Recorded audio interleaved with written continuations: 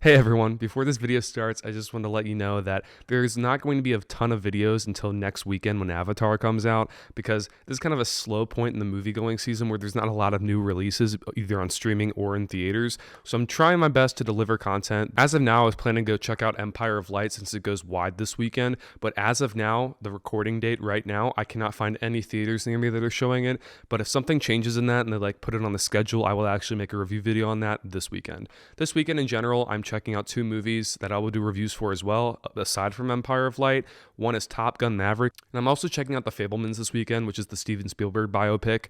I kind of want to see it just because I hear a lot of Oscar buzz for it, and I want to see if it's worth the hype or not. And when I'm formulating my Oscar predictions, I kind of want to include that in there in case it actually does get nominated for things. So I will do another review for that film this weekend as well. To describe Strange World in one word would be to describe it with the word strange. Might seem obvious based on the title itself, but this is just a weird type of movie that kind of doesn't know what it's trying to be itself. Gonna be honest here. I honestly forgot I saw this film. I meant to review it when it came out, but I was kind of preoccupied with other movies that Thanksgiving week, so I kind of swept this under the rug. The fact that I forgot to review it until now should tell you just how memorable and unforgettable this movie is. Having this family reunion? But come on, we got a world to save. We need you to figure this out, otherwise we're doomed. We are doomed! Wait, seriously?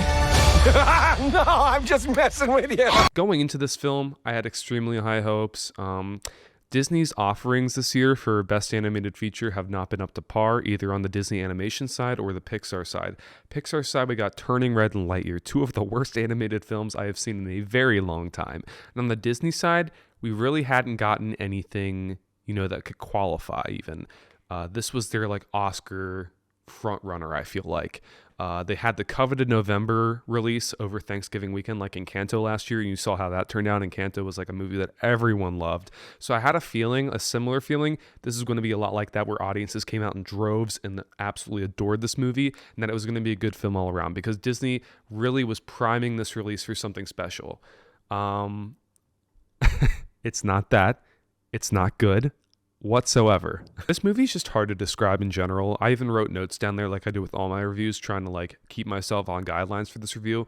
And even when I was writing them out, I was having trouble trying to formulate my own thoughts and opinions on this movie, because there's some stuff that I did enjoy. However, the stuff that I did enjoy is drowned out largely by a bunch of mediocre stuff that serves no narrative purpose except to be annoying. Let's start out with the plot. It's basically very formulaic. It follows a farmer named Searcher Clade as he lives on a farm with his family, and they are living in this fantastical world.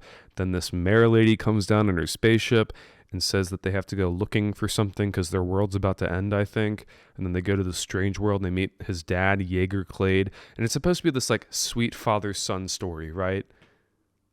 If only they focused on that. The film sets it up like there's going to be some very big emotional hook between the two main characters, Jaeger and Searcher, and it never happens. It kind of leaves you in disbelief. You're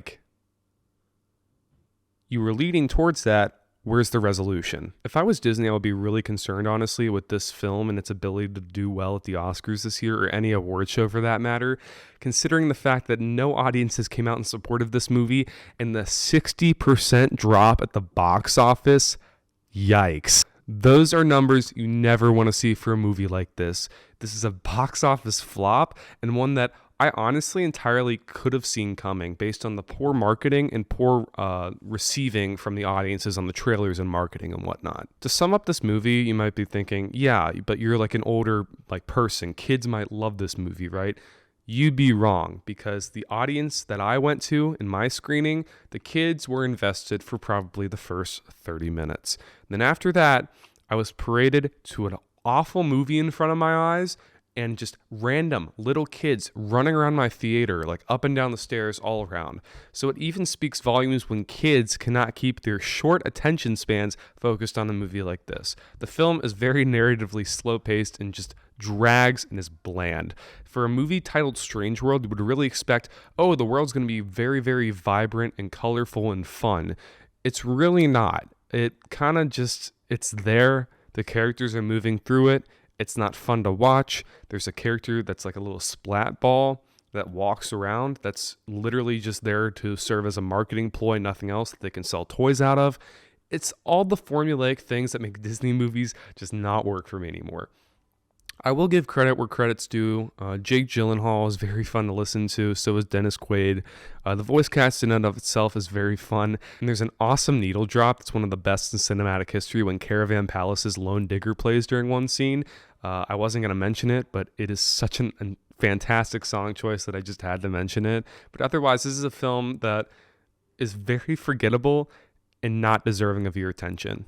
So there you go. I would give Strange World a 40%. Thank you guys so much for watching. If you're new here, please click the subscribe button down below, like the video, and tell me what other movies I should check out on this page. Until then, this is Mitchell signing off. Peace out.